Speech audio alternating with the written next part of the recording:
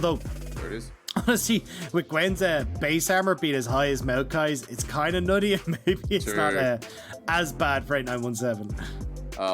God, I mean, that's silly. Nocturne picked up Varus as well, another 80 carry that's kind of fell through. Just remember that it's things like Nocturne, Rumble as well, up towards that top tier priority. And Shadow's Rumble hasn't been the worst, so feels like here for LGD they might snag that one away, and we could get a glimmer in what's going to happen in the bottom lane. Shadow on your screen there, looking pretty happy, and there we go. Another OP pick, hits the Rift, 4 for 4 so far, Dagda. Well, we still have... five okay, for five. let's make it 5-5. The big one that's actually standing out for me is Karma.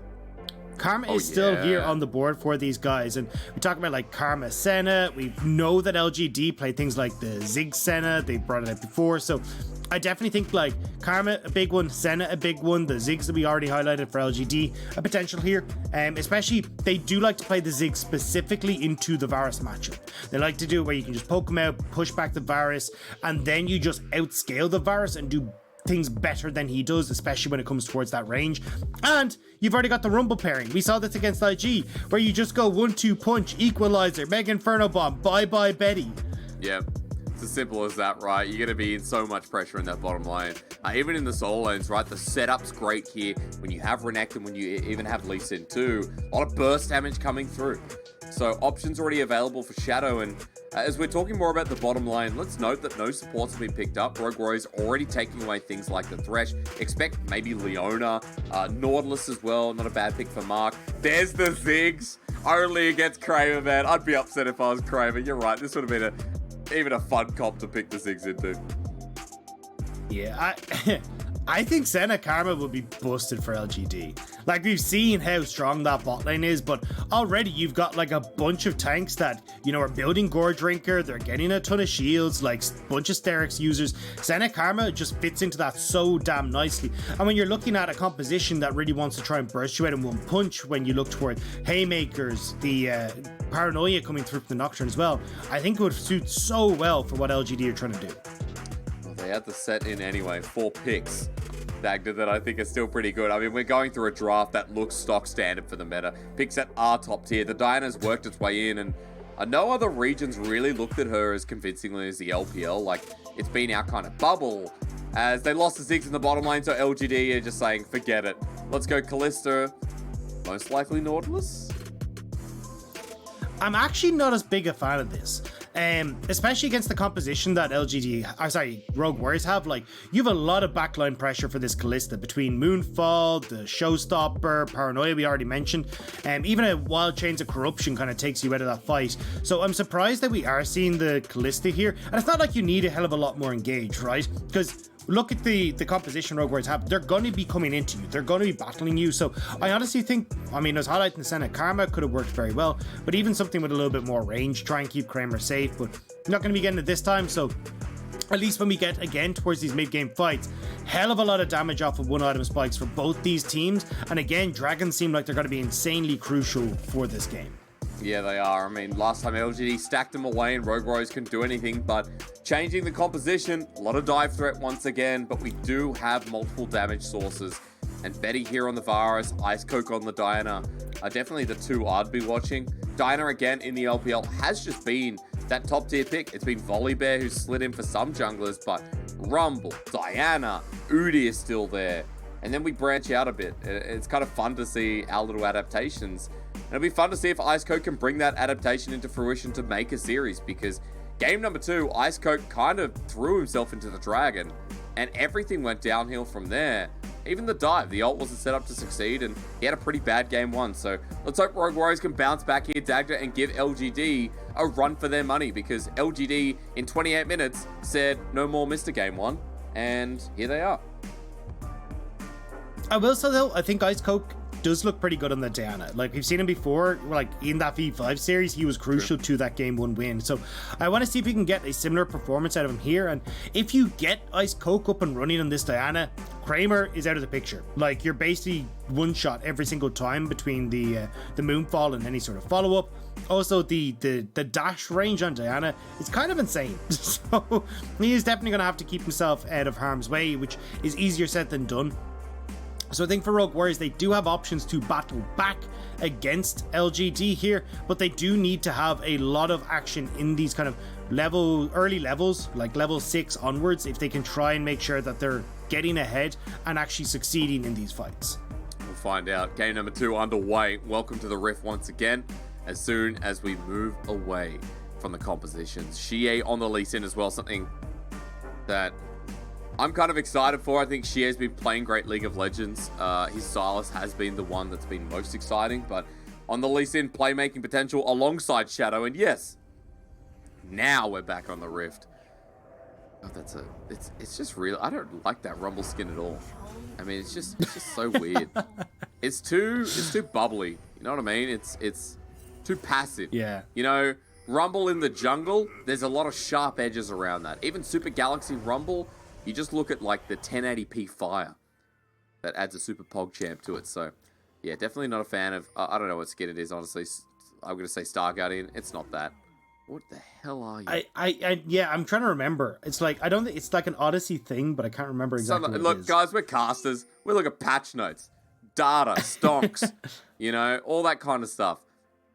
Sometimes skins elude me, and that's just going to happen. You're going to have to get used to it. A bit of a ward here. Good spot here from Kramer.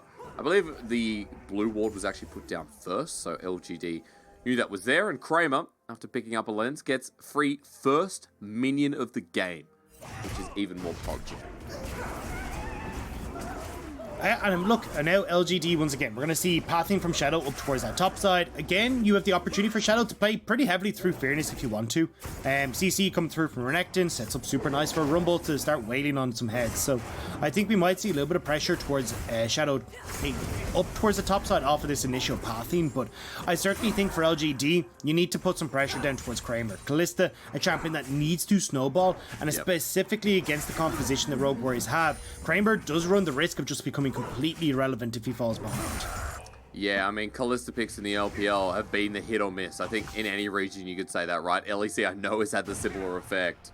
But Xiye punches Forge. Level 2's hit, but Forge running into a Lee Sin. Yeah, definitely not going to be it. Sonic Wave will be up in 5 seconds. Minion Wave in a great place pushing. I mean, Dagda, this just looks doomed without jungle intervention. Yeah, I mean, it will eventually shove out, but Xiye going to be able to hit the level 3, slow push that in. He can now help Shadow on both of these. Oh, no. Oh, hang on. No, so they're going to help shove in, and Shadow now can actually get pressure here where he's going to walk topside. He's going to look for this invade, look to spot out where IceCoke is, take away both scuttles, and there's nothing you can do here. Oh, no. Like, IceCoke is falling to the detriment of his mid laner. Oh, meanwhile, 8917 just solo killed. Oh, Dagda. Oh, not a good start for RW. And Red, it wasn't taken, but it was reset. So Shadow's just going to sit here. Top laner has the TP in. And IceCoke, look, not really a champion before the Moonfall either, right? Fearness got the solo kill, but he's a level up. Oh, it's a disaster. Really I mean, is. everything across the board is going wrong for Rogue Warriors. Now you come back. This red buff could go to Xiye. I actually wouldn't be surprised if they gift this across to Xiye and give him full control. It is actually going to go towards Shadow, though, but, like, now Shadow's pushed IceCoke out. You're setting the jungler really far behind. You're able to double scuttle now because of where the lanes are positioned. Like, the IceCoke is in a terrible spot now, and we're going to see what happened in this top lane. Just easy. Just he took the terror shot. Oh, God. Like, 8917 hurts me. Like, every so often he makes these great plays, and I'm like, hell yeah, dude. Nice to see another up-and-coming top laner. And then literally, like, not even 10 seconds later, I just see him int his face off. I'm like, what are you doing? Oh, that's so bonus, Dagda. That's just didn't expect it from you. But hang on, Dagda. Now it's 1v1 territory. He wants revenge on Fearness, flashes away. Cooldowns, he got it. But is he going to die for it? Shadow burns him. Hang on. We don't have to laugh at him anymore. He got the solo kill. But this is what I mean. He get really Within silly one game. plays, and then we get some nice ones. Now, he does end up going down towards Shadow, so still going to be kind of behind when it comes towards the grand scheme of things. But now LGD trying to invade onto IceCoke. Yeah, IceCoke going to spot them out, though. Response is a flash away from Mark. Kramer sitting in the brush here with Halo Blades. He's got quite a couple of spears to Ren. IceCoke jumping back in. But the slow from Ren means Shadow's on the way. But mid lane is not there. Forge has roamed down Dagda, so not too much to speak of here. Rogue Warriors will be able to back away. And mid lane's actually evened out too. We'll find out in a second if that's really true. Forge is actually teleporting back to lane for now. But it was looking dire, and things have settled down the tiniest bit. I'm actually surprised Mark isn't running the Hex Flash. We're on 8-12, or sorry, 8-12? Jesus, that's a couple of seasons ago. Yeah. We're on 11-12, which allows you to... Actually, I think it might have been, yeah. But it means you're able to run this Hex Flash. Hex Flash, I think, against the Varus like this is so crucial, especially at level 6. You want to be trying to punish this. We already said, like, playing through this Kalista for LGD just feels like a weird tool to get rid of. They're flashing in. Oh, no, Shadow. And Forge, he's done a bit of damage, but cooldowns are there. Dragon's Rage from Xiye, trying to get out. Remember, there's no Paranoia there, no Moonfall. IceCoke under a bit of pressure. Mark's dead. What the hell is this game? I have no idea what's going on anymore. Like... Shadow tries to invade there, gets caught out. Now, 8917's dead. Oh, here we go. Look, it's solo kill for solo kill. He wants to be back on top, Dagda. Slice and dice. He doesn't have flash, but all he has to do is spin to literally win. Under the turret, the Fury. Is it going to build up in time? Yes, it is. Shadow's there as well. What a brothers for. And he survived so long, he just gave the assist to Shadow. If he just gone down, it would have been fine. But now, invade on top side again. We're rocking and rolling, Hysterics. Oh, yeah, we are. IceCoke 10 CS down, 2 kills down, and Shadow picks that one up. And Fearness able to push the turret, pick up the turret plating as well. And after about, 30 seconds ago, I said, man, it's stabilizing. Things kind of go, balls to the wall once again. Mark died here, Dagda. Yeah, actually, so the way that this Nautilus-Leona matchup plays now, QiuQiu released a really good video on it. When you get the Zenith Blade in, as Nautilus, you instantly throw out your hook towards the Leona, and you walk away. You don't go for the second, or for an auto attack, because what that does is the pullback and the animation on the hook allows you to walk away from the Leona before she can get the Q off. Unfortunately there for Mark, not able to get that off, and then it actually goes back to the old way that this matchup was considered. It's just that Leona is a tankier version of Nautilus thanks to her W, so you end up being able to trade more effectively and kill her. Well, we're going to test that theory out because Chocho's just immediately dead. Betty's sitting under turret, Chain's Corruption there. 4 members under turret, while Kramer not going to take the Q. He's ready for the Ran, but it's Xiye who just pops him with a small kick. And this is what we wanted to see from LGD, right? Playing down towards this Kalista, allowing her to get snowballing. Now, the 2 kills did go to Xiye, but these turret plates are going towards the Kalista. And now topside once again. What are with these two? It's like brothers growing up. They always fight with each other. You can never tear them apart. 8917 and Fearness have just been at each other's throats for the whole game long. But Dag, let's look again. Nice dive, easy dive.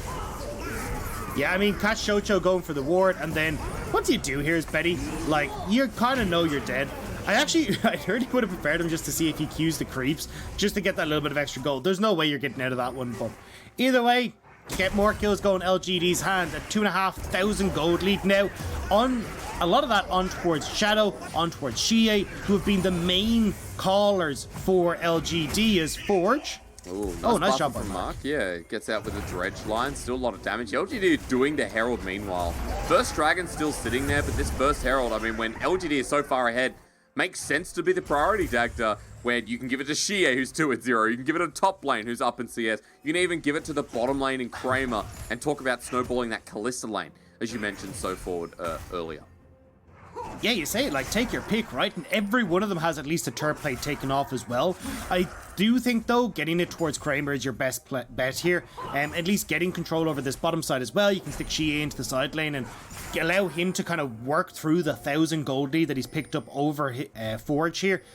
And as well, just trying to keep control over these dragons. Now, we haven't had one picked up thus far, but I definitely want to see LGD putting their attention towards that, because you do want to try and get these fights going in your direction, especially while Kramer is strongest off these, like, 2-item spikes that we get to see from the Kalista.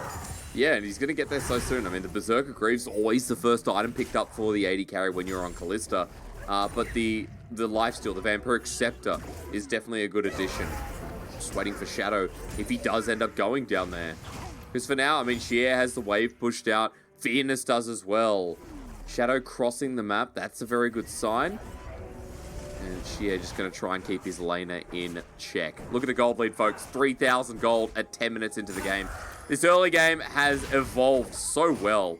And Shadow, not going to listen here, Dagda. It looks like, well, maybe he is. They're just going to beat the turret themselves. No? Okay, hell yeah.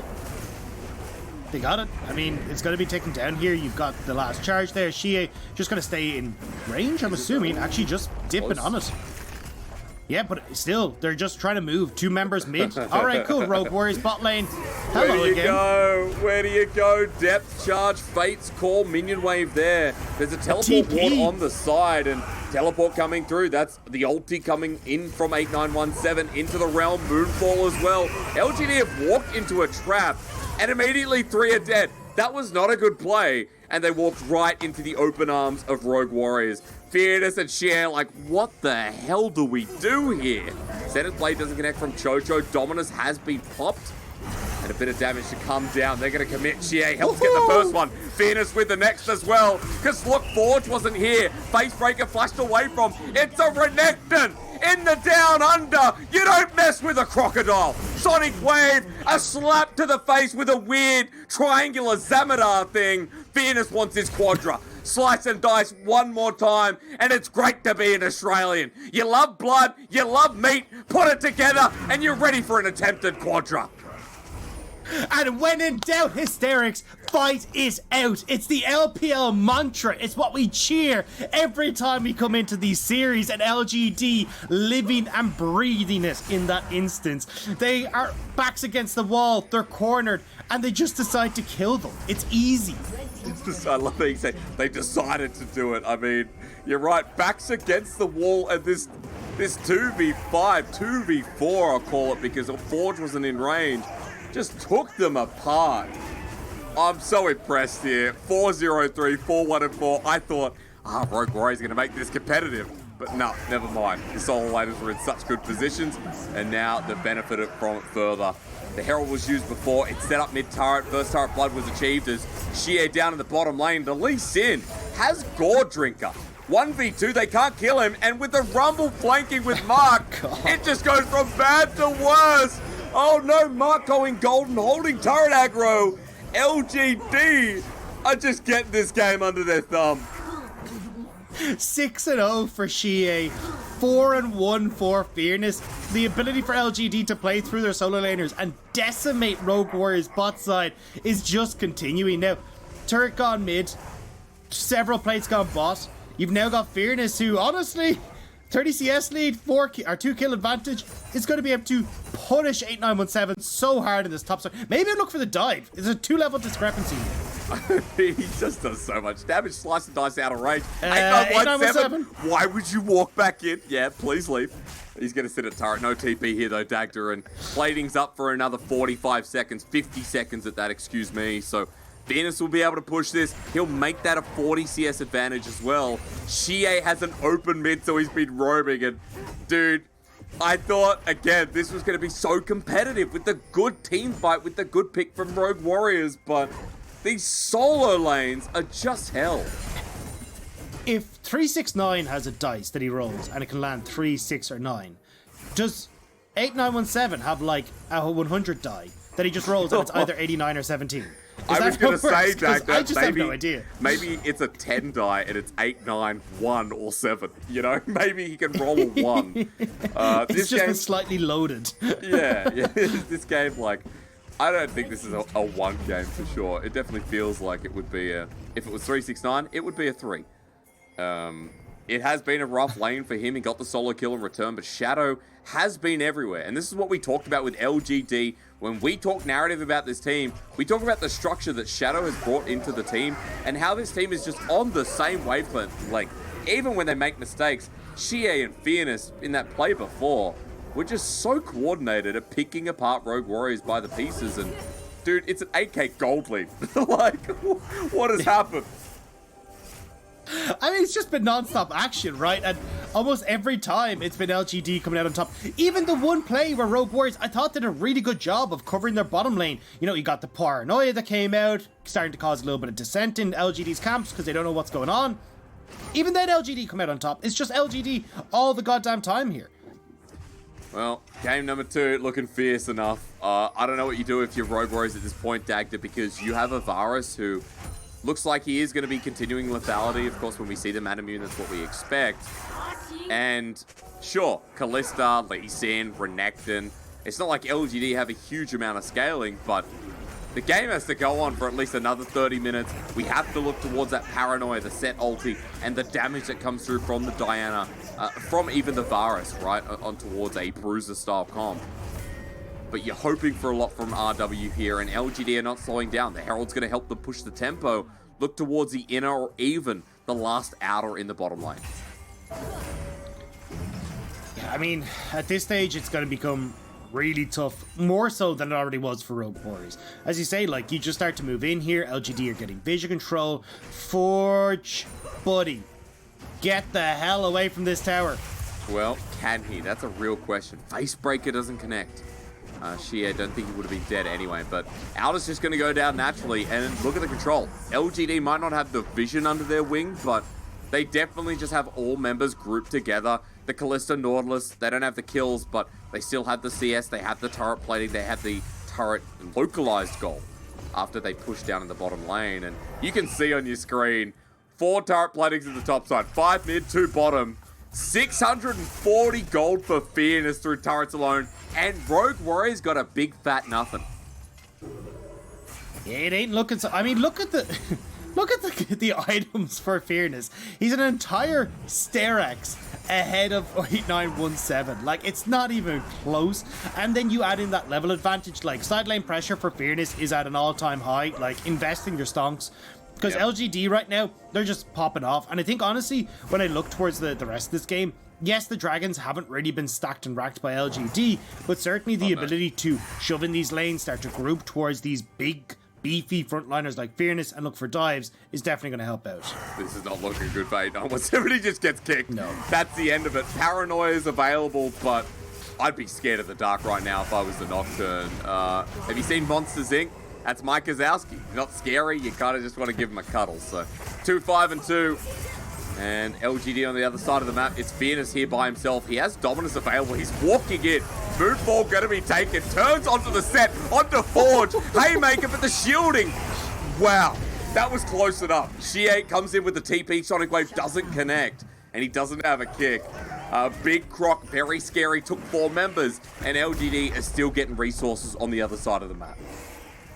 There was a little part of me that wanted to see if Xiye was going to go for the, Fearness can't manage the 1v3. Xiye takes the 1v4, but doesn't actually have the Dragon's Rage available, so it would have been a terrible idea. But either way, you invest all that pressure towards topside, and LGD, they're able to get that bot lane turret. Now again, they can continue on this dragon roll. They picked up 1 while that shenanigans was happening top lane, and now you just transfer this balance of power towards top lane, right? You move Kramer up there, Fearness can put pressure on towards an inhibitor turret, and you start to start pressuring this Baron as well. You've got Kalista, you've got so much damage coming out from the rest of your squad as well.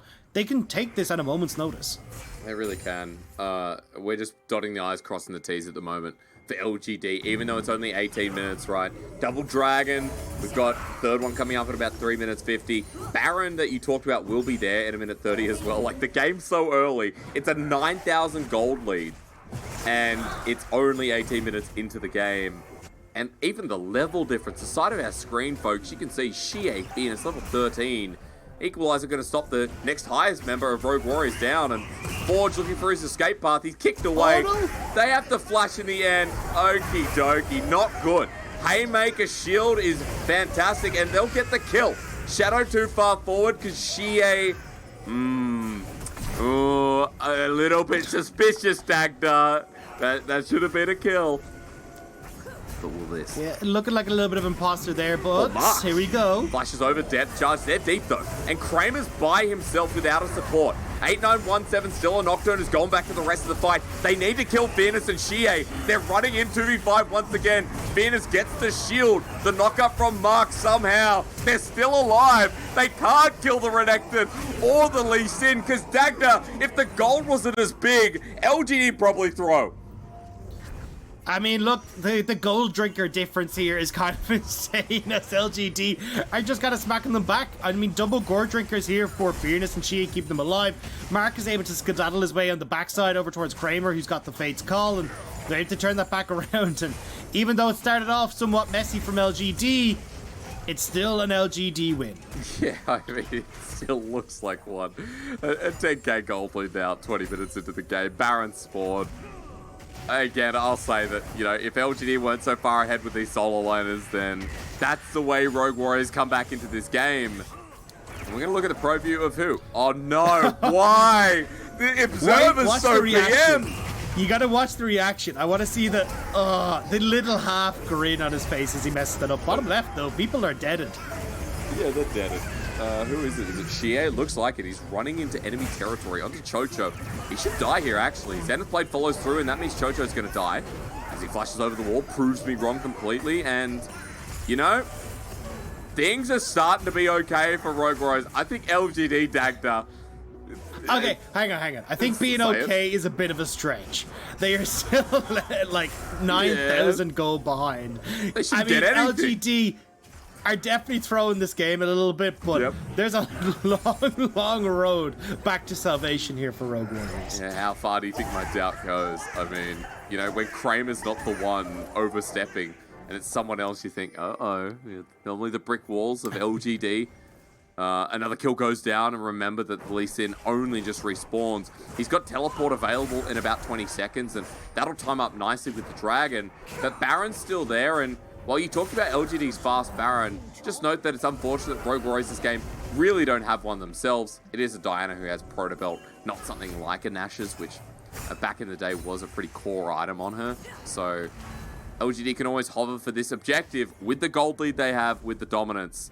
And all Rogue Warriors seem to be able to do at the moment is look towards side lanes, find something, and get some resources so that they can scale a little bit and get into this game in like 15 minutes time. Or, if LGD do more of those plays, Dagda, maybe 10 minutes.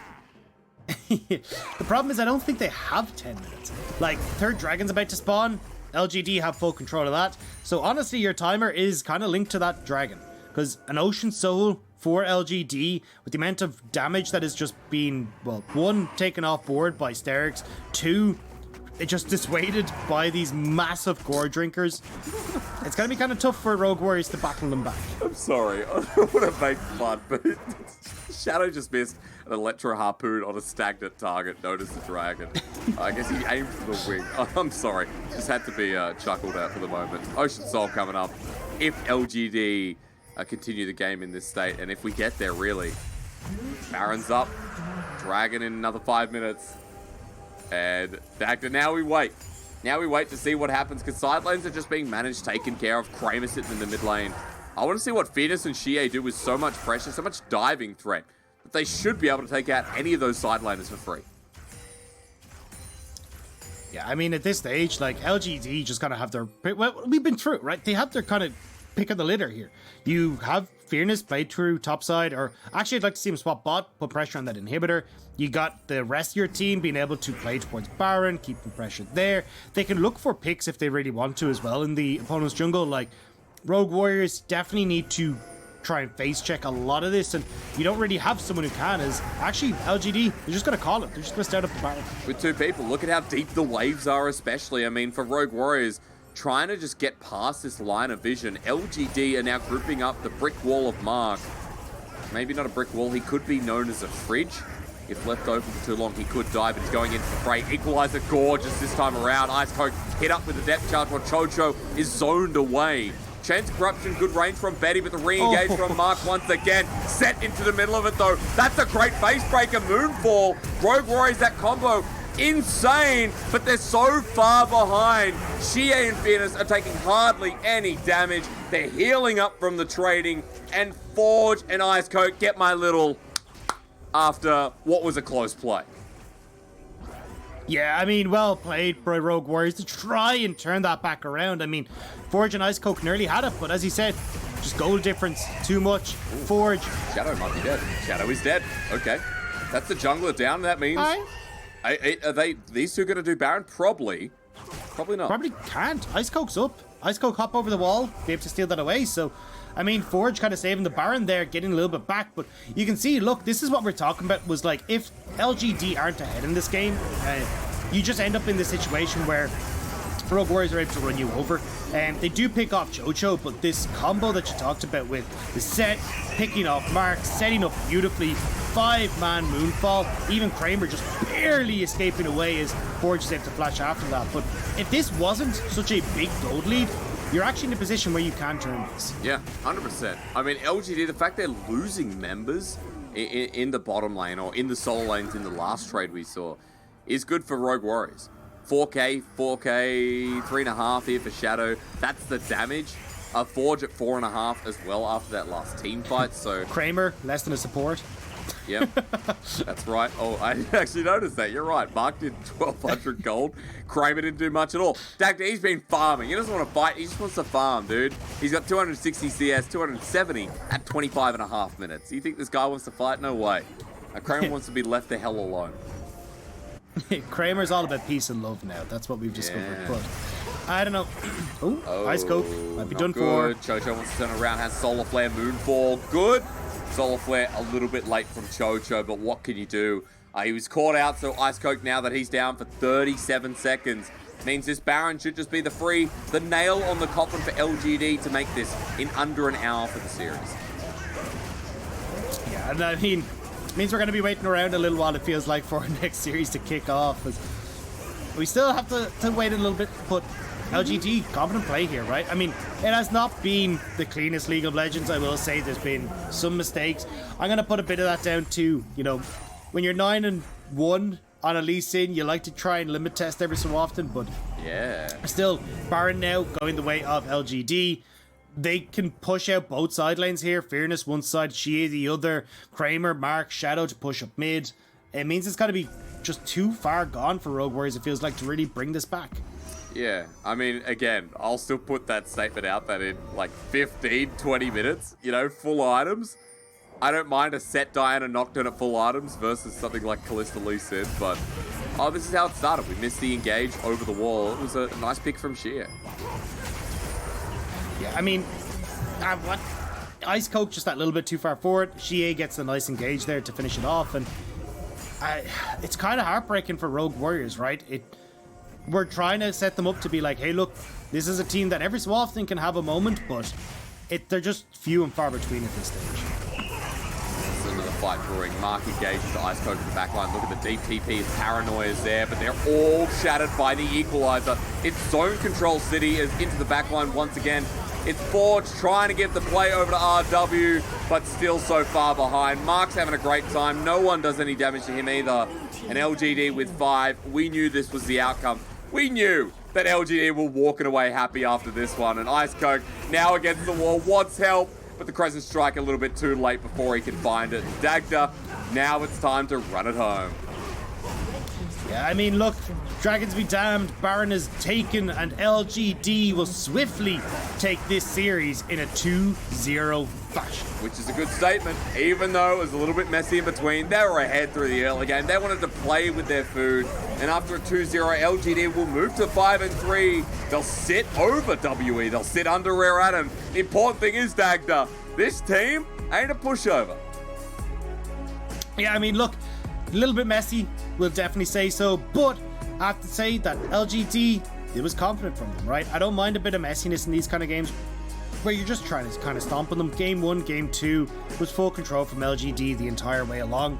LGD played a much slower Game 1, but Game 2, they just took over, right? They were just like, cool, we're going for these plays on bot side, we're going for the dives, pick them up nice and easily. Xiye's fed as all hell. Fearness is massive. They're 2v5ing literally every single fight, and it doesn't matter how much damage Kramer has to do because the rest of his team is just carrying the entire thing under their back. I'm really happy with Fearness coming into this split. I was under the impression that Fearness was one of the worst top laners in the LPL. Now, while I don't think he's into that upper echelon, I think Fearness has improved a lot. Again, good structure in this team that I believe has come through Shadow, and the veterancy of people like Xiye. You could also argue Kramer. Mark's also been to Worlds. I wouldn't call him a veteran, but still, there is stability there. I think LGD have gotten to the point where we can now say, okay, this team can actually challenge some upper top teams. Rogue Warriors are a little bit down below. They're in the gutter, let's be quite honest, 1-6. And I've only picked up one series against V5. But for LGD, we got to look and be like, hey, you know, they beat Suning, they beat JDG, they beat Ultra Prime, almost beat Rare Atom, almost beat BLG. This is a team that we should be looking at as a potential playoff contender, and we want to know how far they can go. Yeah, I think there's a lot there that you can kind of unpack, right? I think for Fearness, I think his team fighting has been pretty good. I'm still not a big fan of his laning phase. We kind of highlighted some of the mistakes in game number 1 that he was making. Certainly, I think Shadow is great when he's looking more so towards the, hey, look, I'm going to go and interact with my lanes and get my lanes ahead. He's very creative when it comes towards his ganking, but I do think, as we saw in game number 2, that when he tries to get and go for these invades and try and play this more farm denial style of jungle, like very similar to 2020 meta, it's not quite his forte. I think he needs to try and just stick to what he's strongest at, because it does work for LGD, right? We could see Xiye gets ahead. They've got these strong laners that they can try and play through, and then Kramer is able to just farm himself up and get himself to a point where he's safe and happy. So I certainly think for LGD, we can see a definitive style here, which is what we're trying to highlight with the drafts that we've seen, and we're still seeing it play out even against teams like Rogue Warriors. Kramer played the biggest PvE game I've ever seen. Like, yeah, 9k damage, Dagda. Mark did more than half of his damage. Like, that's kind of insane. So, yeah, well, Kramer's just happy to get a good farm score, get an okay KDA at the end of the day. While Xiye and Fearness, look at that. The Lee Sin was 10, 11 and 1, 11 and 2 at the end. Fearness on his Renekton. Yeah. Even though you talked about his laning phase, in the fights, in the skirmishes, Fearness and Xiye linked up really nicely. So props to them, especially since I don't think Shadow had, you know, the cleanest game past 15 minutes. The early game was still good. There were still nice equalizers, but once they started mucking around a bit, Xiye and Fearness kept it to a complete stop rather than a partial. Yeah, and I kind of feel sad for Rogue Warriors. Like, we got one instance in this game where we got to see what their composition was capable of, and they were nearly able to do it, but unfortunately the gold lead was just too much. And it kind of feels like for a large portion of this game, it's just, well, for both of the games in this series, honestly, it's just, hey, look, let their opponents have their run of the mill, and then we'll eventually try and find that team fight, and if it doesn't work out, it's done for. And execution, not quite there in the early to mid game, and it's kind of been the undoing of Rogue Warriors for a lot of their series just far. It has, and again, that's why I wanted to inject while, you know, we're saying, like, Rogue Warriors, why, in a lot of the series that we just witnessed. I wanted to inject that for Rogue Warriors, again, think development squad, think about these players and, like, where they're going to end up, because this is not a squad that by itself will be a playoff contender, will be making it, you know, anywhere near at this point as well. I still feel like RW and V5 are the bottom bottom two teams got there in the end. I don't know why words are so hard today. So you just gotta remember that and think, you know, every series is like, okay, if Rogue Warrior's gotten better, what's the caveat? What are we looking at here? And I think we did see some good plays from 8917. I think it was in game number 1. Game number 2, Forge is Sett. Again, I think Forge has been laning better despite, you know, still being smacked. And, you know, IceCoke on the Diana again. They had good synergy together. So there are things you can take away from Rogue Warriors games. But again, we put that with a grain of salt because we know that Rogue Warriors is split going to be in the bottom. And if anyone tunes in and thinks, oh, come on, it's only week 4. You can't just put a team down the bottom. Rogue Warriors is going to be down the bottom. All right, you know. LPL's got 17 teams. Rogue Warriors and V5 are going to be down the bottom. We have RNG like near the bottom of the table. There's no way that we're going to see Rogue Warriors running up the table. All right, it's just not going to happen. It's just not a thing. We are waiting for MVP folks to find out and set up this this finale between RW and LGD. Remember our next series of JDG versus Ultra Prime. Or for you old school fans, you're thinking unlimited potential. Trust me, I've had to get it out of my system. That is in 20 minutes. So we're cruising here. We're really cruising considering that we go back to Shanghai and Jingdong Gaming. Yeah, we don't even have an interview for this game. It's just we like... don't. we wait for MVP and then we're just going to sing the Bogdan and the Valio to finish. Yeah. Yeah. If anyone got that opening. The Rattling Bog. Yeah, I hope people understood that opening and, you know, got the Irish reference. I guess it's just a song, but bang it. If anyone has a Google Home at home, say, okay, Google, and then tell them to play Irish music or the Irish Rovers and have a great time. You know, that's all I've got to add. This was if you want to hear Hysterics' favorite song, it's the Rocky Road. No, is it the Rocky Road to Dublin or Irish Pub? I don't actually know. I don't know, man. Favorite. Irish Pub really entices me to do something exciting. You know, like I don't know if we can talk about it, but Irish Pub. What would you do during Irish Pub? You know, that's